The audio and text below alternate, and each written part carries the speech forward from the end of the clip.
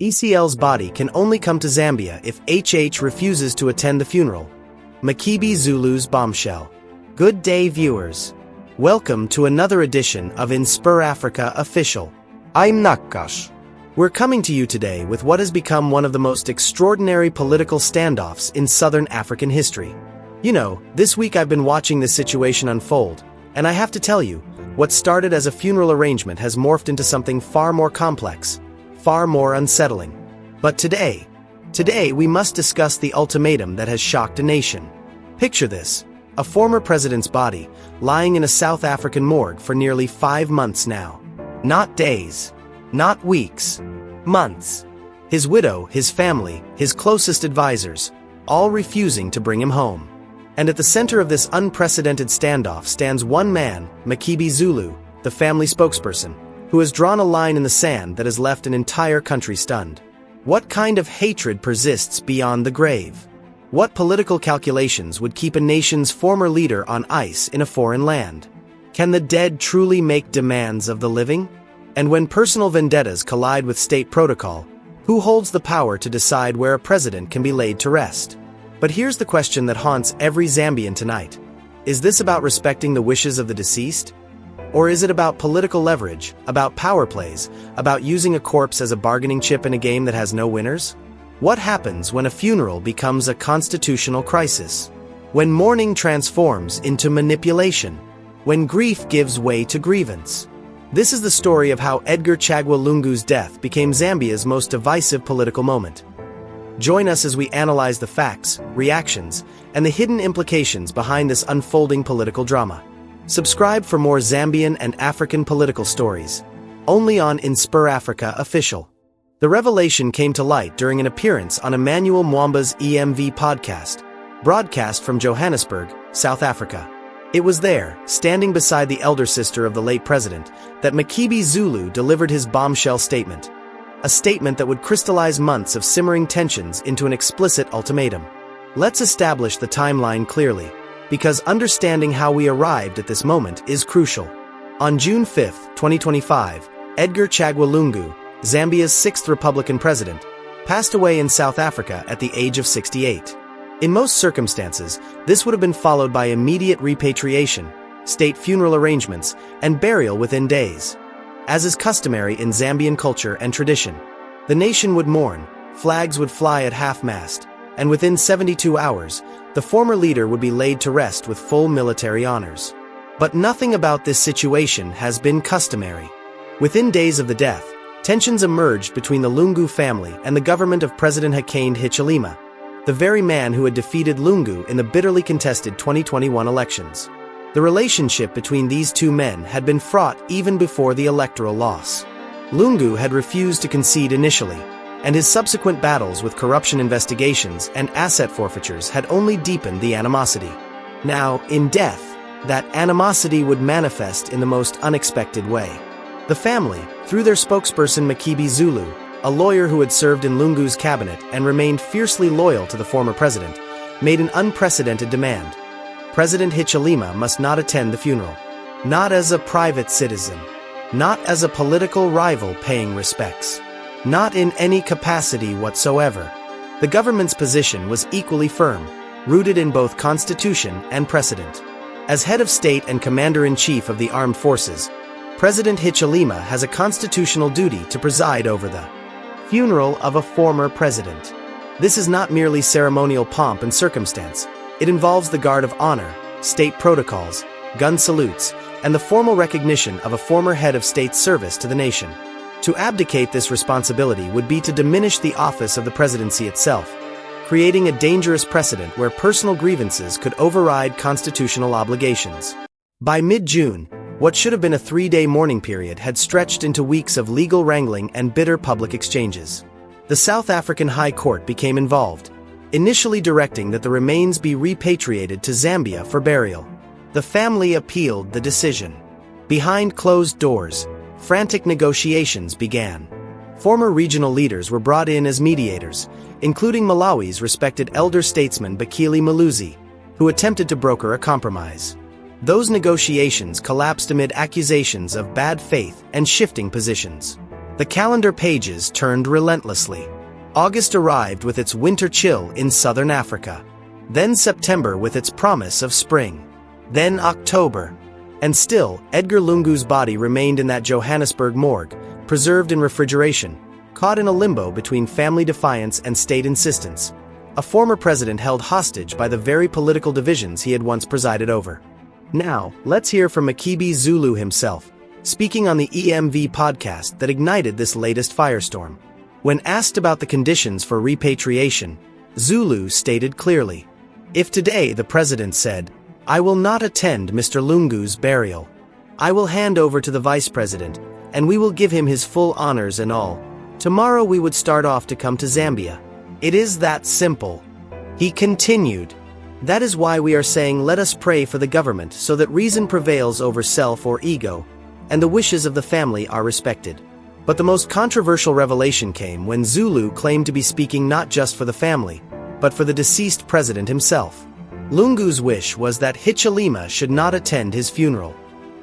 This assertion, that a former president died harboring such animosity toward his successor that he explicitly forbade his attendance, sent shockwaves through Zambia's political establishment. In a separate interview with South Africa's Newsroom Africa, Zulu doubled down on the family's resolve. The family is more concerned with what is going to give him a dignified burial. That is the main concern. If the court is going to take longer, the family is willing to wait until he is given what is deemed a dignified burial, not a mockery. And then came perhaps his most defiant statement. "If it means keeping the body of Lungu for 10 years, we will do so." 10 years. Let that sink in for a moment. Meanwhile, government spokesperson Clayson Hamasaka responded to Zulu's rhetoric with measured but firm criticism. During a Thursday interview, he addressed Zulu's comment that President Hichilema won't die if he misses the funeral. The way they are making it, it's like a matter of death and life for HH to attend or to view the body. If he will be there, he will probably be there to perform a role as head of state. And if he will be there, it will be to fulfill his duty as an elected head of state towards a former head of state, not as a matter of life and death. Hamasaka continued with a rebuke. "My view to the young man Makebi is let's be sober, let's engage each other as Zambian citizens. This thing will pass, will remain, and we will have to keep engaging each other even on other issues. So, cruel language will not help anybody."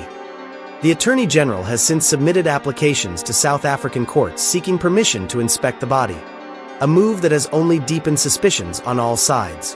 This impasse raises profound questions that extend far beyond one funeral. First, there's the constitutional dimension. Presidential spokesperson Hamasaka's position is straightforward.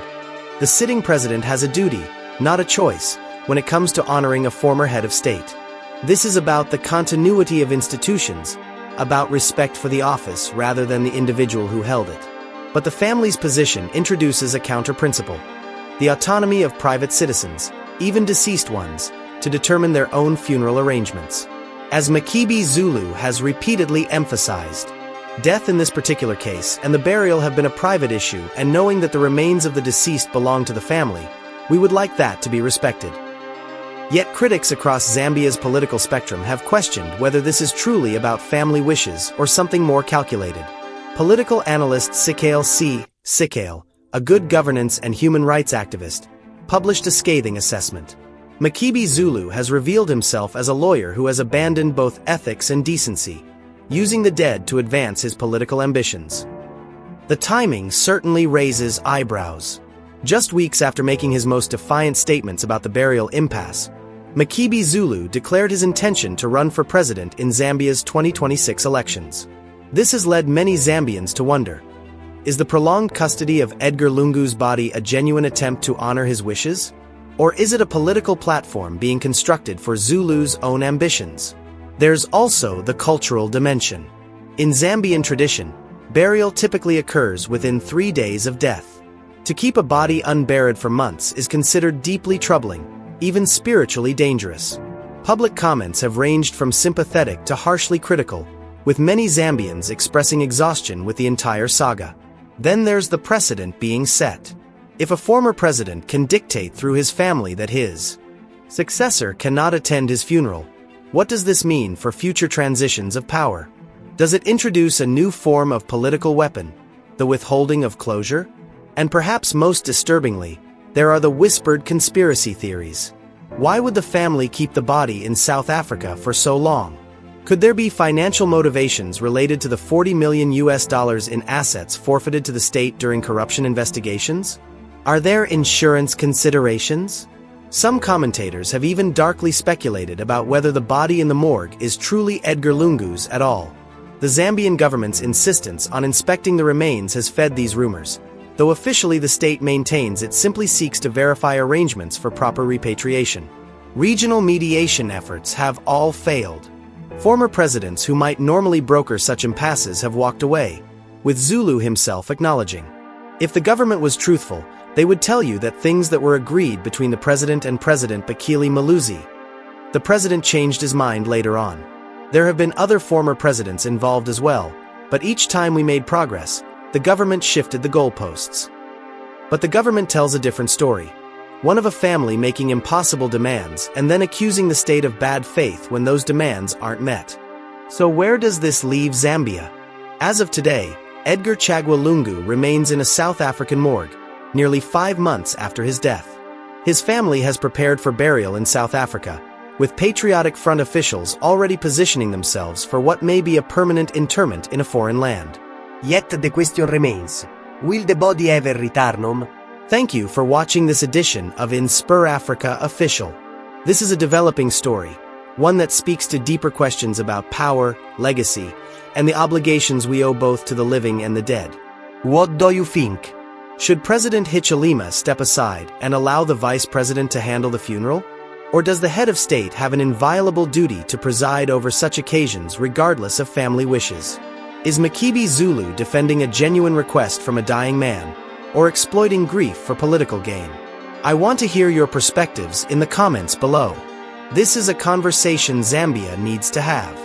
We'll continue following this story and bring you updates as they develop.